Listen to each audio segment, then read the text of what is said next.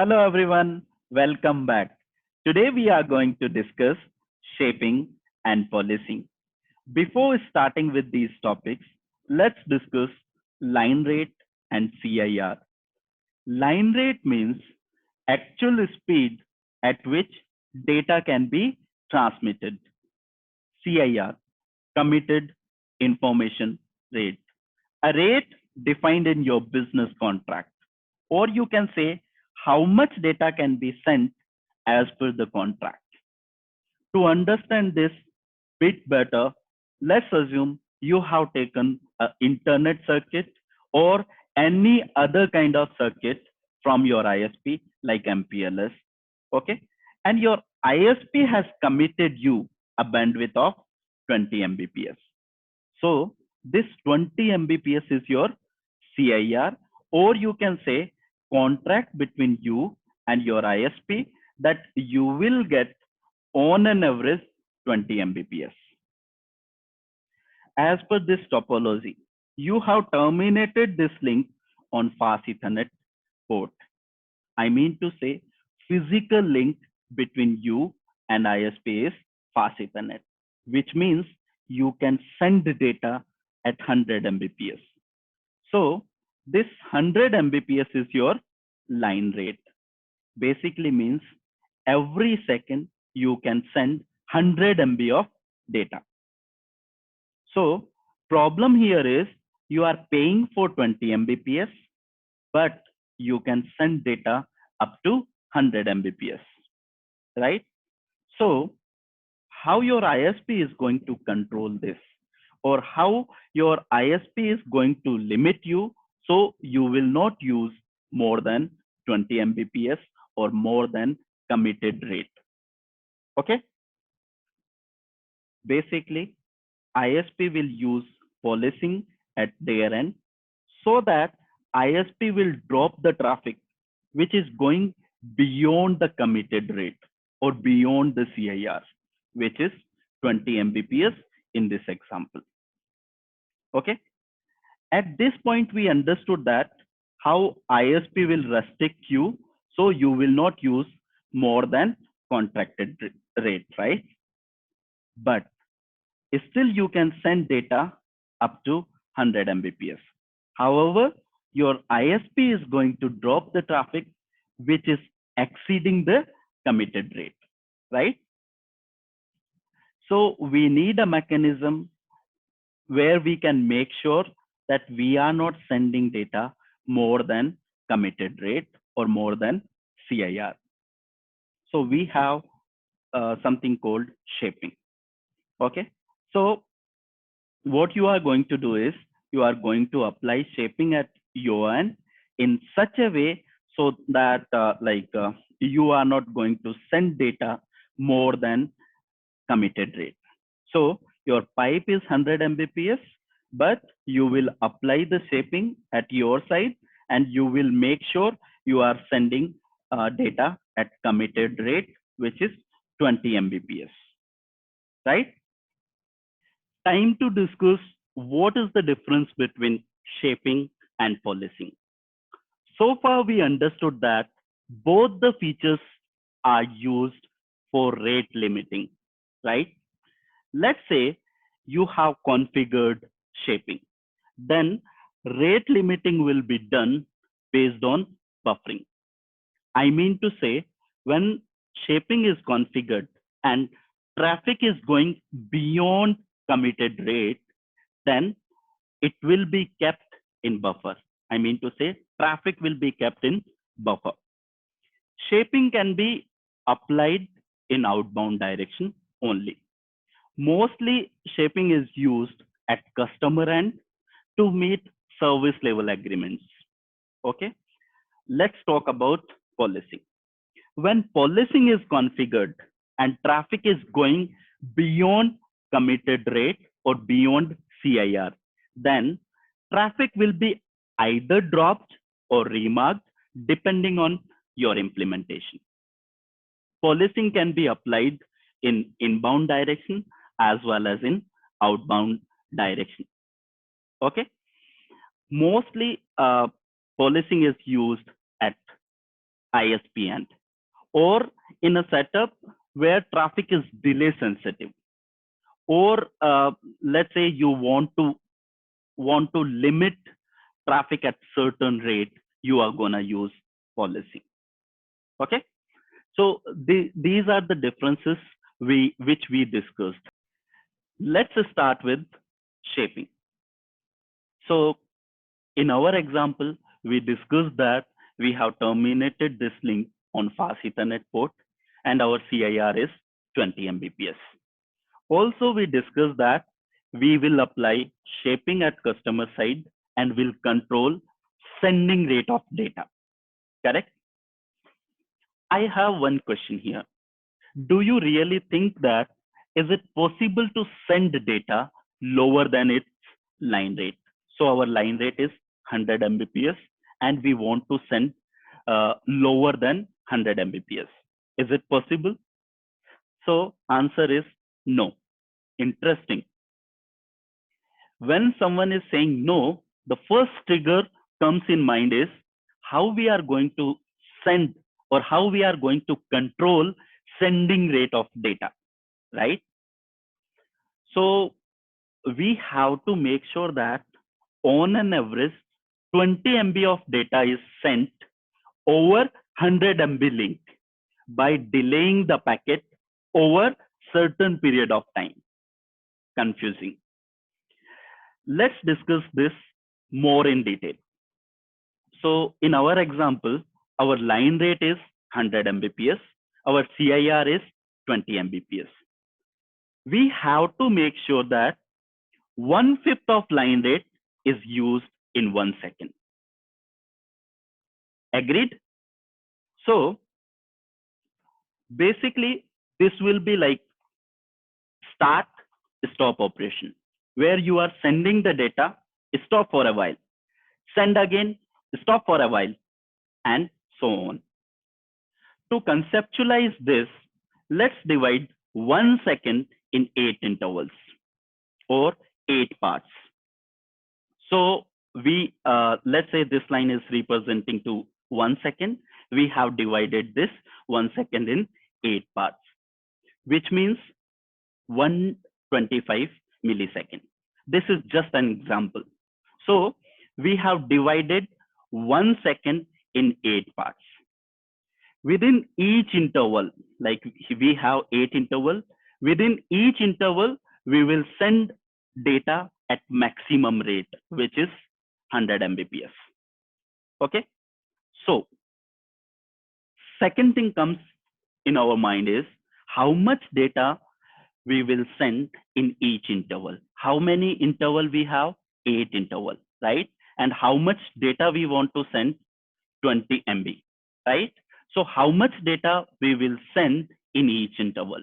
So 20 MB is divided by 8, which means 2.5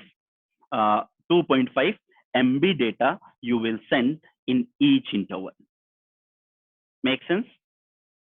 Now, you are sending 2.5 MB data at line rate.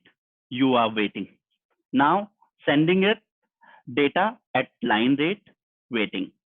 Sending data again at line rate, waiting. Sending data at line rate, waiting, and so on. So here you have sent 2.5 MB in each interval, and how many times you sent 2.5 MB? 8 times, right? Because you have divided 1 second in 8 intervals. So total you are sending 20 MB over 1 second. So on an average, you are getting 20 MB, which is your CIR. Now, you may have the question like how we are going to calculate all those things like CIR, BC, TC. So we have a formula for the same. Here is this formula to calculate TC, BC, and a CIR. Make sense?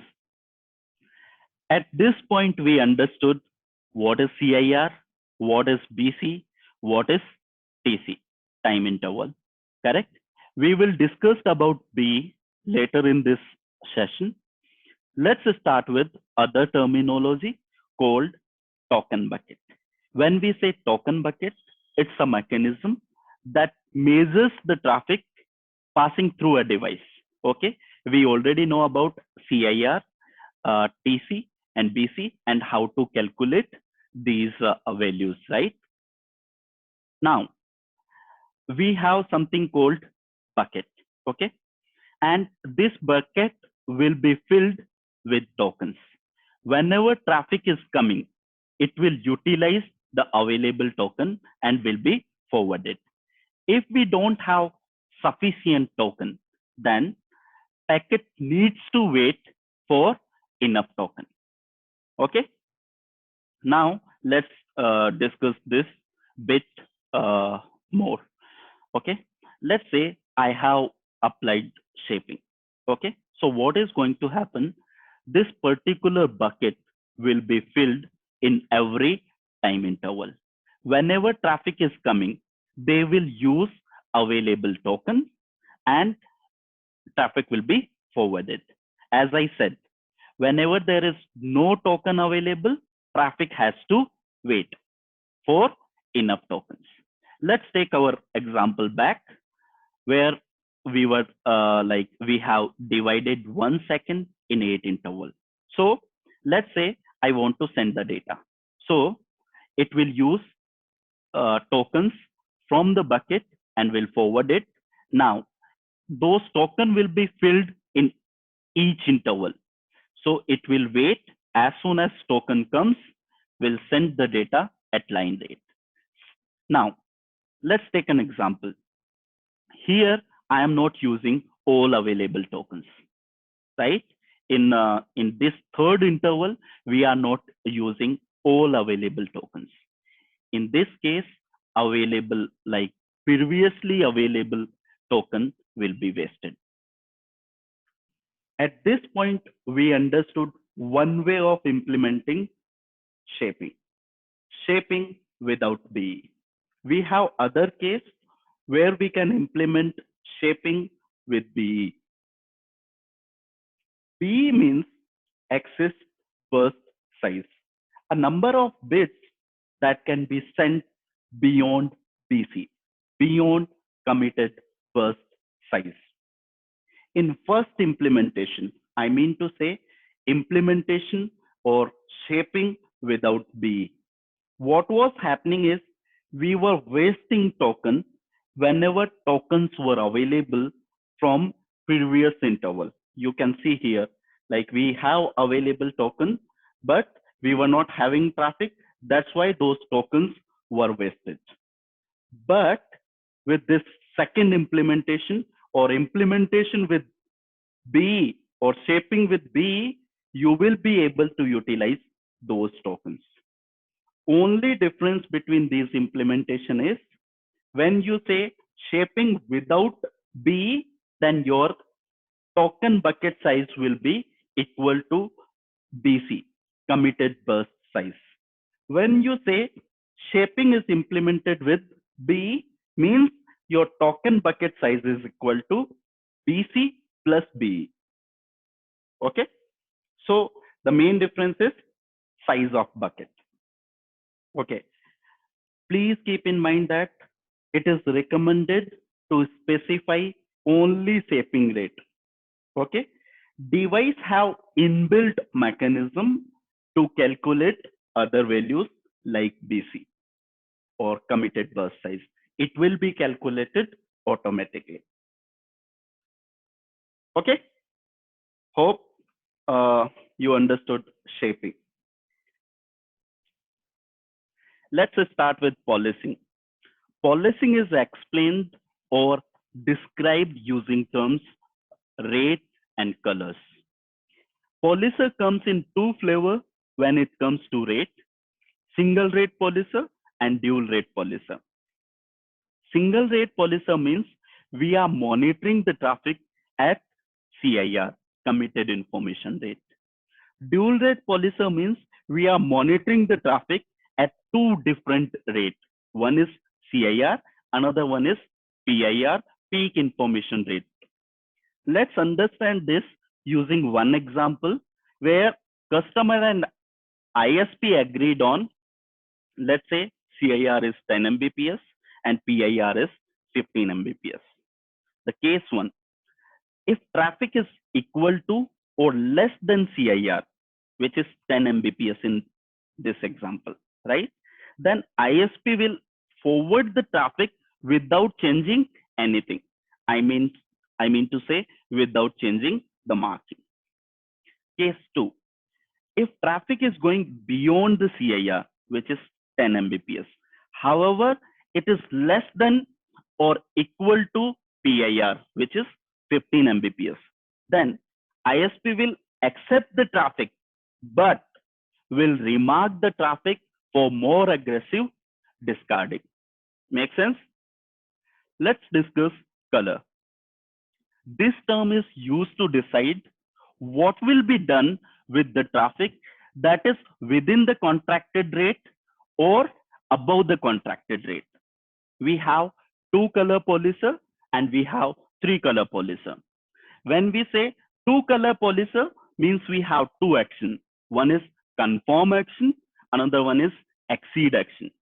When we say three color polisher, means we have three action: conform action, exceed action, and violate action. You can compare like green light, red light, yellow light. Okay, make sense? Okay, let's start with single rate two color polisher. Before starting with this, I just wanted to tell one thing. We have to keep in mind that we are using token bucket mechanism for policing as well. Okay, let me start with single rate two color polisher. As name says, single rate means we are monitoring the traffic at CIR. Two color means there will be two action. One is conform action, another one is exceed action. In single rate two color polisher, we have single bucket and token will be filled periodically.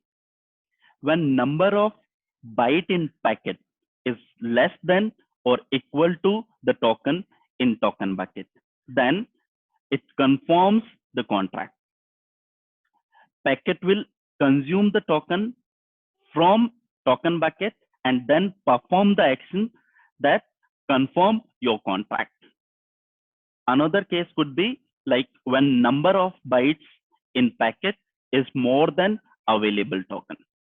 Okay, then packet exceed your contract, so action will be performed accordingly, either drop or remark it.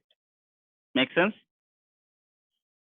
Let's discuss single rate three color polisher.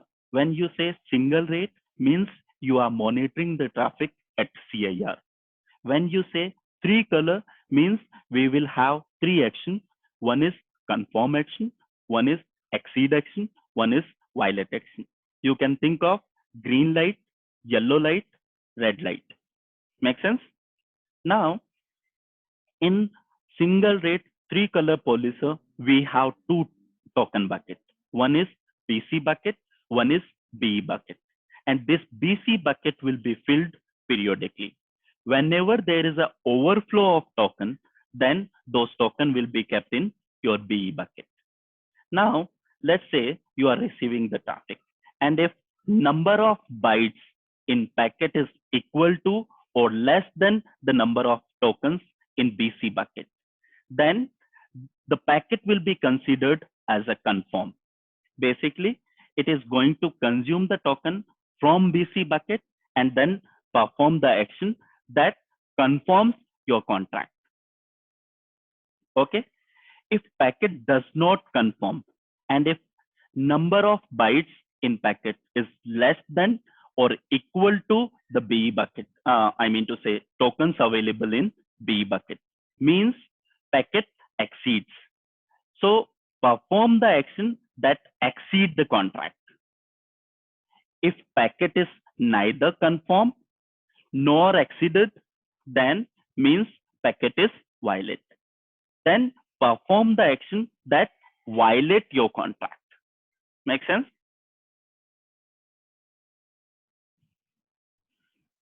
Let's discuss something about two rate, three color policy. When you say two rate means we are going to monitor the traffic at two different rates. One is CIR, one is PIR. Three color means we again have three actions to perform: violate action, exceed action, confirm action. Okay.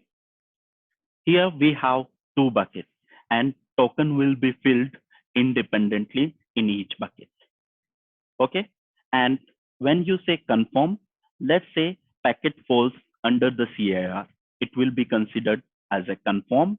If packet is more than CIR, okay, but below the PIR, then it will be considered as exceeded. If it is going beyond the PIR, then it will be considered as a violate action.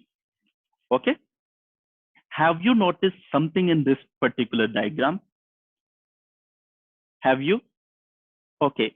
Logic is slightly changed in this implementation. Here we are going to check violate action first, then we will check exceed action, and finally we will go with confirm action. Make sense? Here is an example of configuration. We will discuss more about configuration in next session. Hope this was useful. Thank you very much.